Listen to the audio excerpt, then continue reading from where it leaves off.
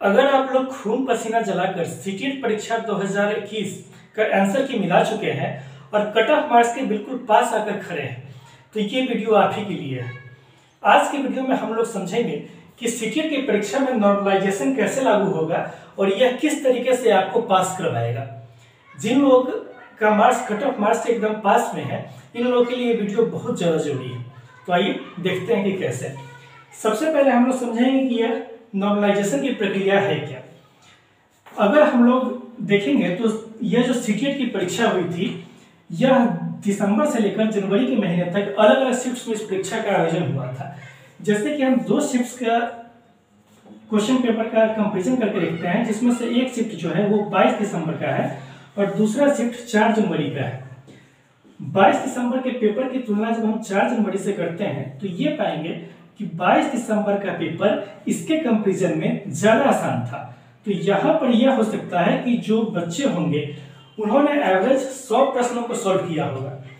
और दूसरी तरफ 4 जनवरी का जो पेपर आप ले लेते हैं तो यहाँ पर हो सकता है कि बच्चे लगभग 80 प्रश्न ही बना पा रहे हो, क्योंकि इनका जो पेपर है ये कठिन पेपर है। और दूसरी तरफ ये जो 22 दिसंबर वाला पेपर है ये एक आसान पेपर है। तो इसमें क्या होगा कि इन बच्चों को तो इनकी तुलना में ज़्यादा फायदा हो रहा है और इनको कम फायदा हो रहा है, या उल्टे कहें तो इनको नुकसान भी हो रहा है। तो सीबीएसई ने इसी तरह की जो सिचुएशन है कि जिसमें इन बच्चों को नुकसान हो रहा है, इस नुकसान को दूर करने के लिए जो नॉर्मलाइजेशन का प्रोसेस है इसको लागू किया है। अब यह है कि क्या नॉर्मलाइजेशन में हम सभी आदमी के मार्क्स बिल्कुल बढ़ जाएंगे। इसको समझने के लिए हम लोग को ये देखना होगा कि नॉर्मलाइजेशन आखिरकार लागू कैसे होगा। नॉर्मलाइजेशन को अगर आप लोग देखिएगा तो लागू करने के लिए कई फैक्टर्स होते हैं। जैसे पहला फैक्टर अगर इसमें आप लोग लीजिएगा वो है सही प्रश्नों की संख्या, यानी कि अलग अलग शिफ्ट्स में जो एग्जाम हुआ है उसमें सही प्रश्नों की संख्या कितनी है आपके शिफ्ट में। जैसे इस शिफ्ट में अगर हम मान लेते हैं, जैसा कि हम लोगों ने अलग अलग शिफ्ट के क्वेश्चन पेपर को भी मिलाया है, तो ये देखने में आया है कि हर एक शिफ्ट में लगभग 2 से 4 प्रश्न तो गलत है ही है। तो यहाँ पर आप लोगों को ये दिखेगा कि अगर यहाँ पर 4 गलत प्रश्न है तो कहने का मतलब 146 ही सही प्रश्न है। अगर इस शिफ्ट में 8 गलत प्रश्न है तो सही प्रश्नों की संख्या केवल 142 सही प्रश्न है।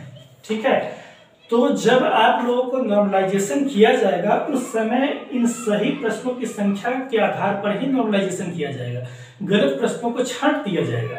ठीक है, तो अगर आपके शिफ्ट में गलत प्रश्नों की संख्या ज्यादा है तो नॉर्मलाइजेशन का फायदा आपको ज्यादा मिलेगा। एक तो यह चीज हो गया।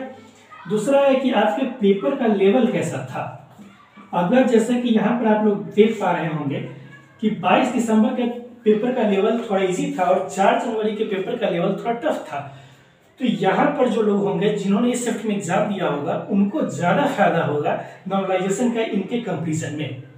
और जनरली ये देखने में आता है कि नॉर्मलाइजेशन की प्रक्रिया में कम से कम 3 से 6 अंक तो हर किसी के बढ़ते ही बढ़ते हैं, अंक घट भी सकते हैं। ठीक है, यहाँ पर यह भी ध्यान में रखना है कि अंक घट भी सकता है, लेकिन ये रेयर केस में होता है। आपके अंक तब घटेंगे जब आपका पेपर बहुत ज्यादा इजी हुआ हो, लेकिन यहाँ पर ऐसा होने की संभावना बहुत कम है। आप लोगों को सामान्यतः अंक आप लोग का बढ़ेगा ही, 3 से 6 अंक बढ़ेगा। इसलिए जिन लोगों का मार्क्स 89 मार्क्स के पास है या कुछ लोगों का 80 मार्क्स के पास है, तो बिहार के हिसाब से देखेंगे तो जो फीमेल कैटेगरी है वो 82 के पास है, इसलिए चाहे उनका 89 मार्क्स हो या 80 हो या कुछ लोगों का 87 के आसपास होगा, इन लोगों को चिंता करने की बिल्कुल भी जरूरत नहीं है। आप सभी लोग पास होने जा रहे हैं। तो इसी तरह की और भी वीडियो को देखने के लिए हमारे चैनल के साथ आप लोग जुड़े रहिए। तब तक के लिए धन्यवाद। Thank you.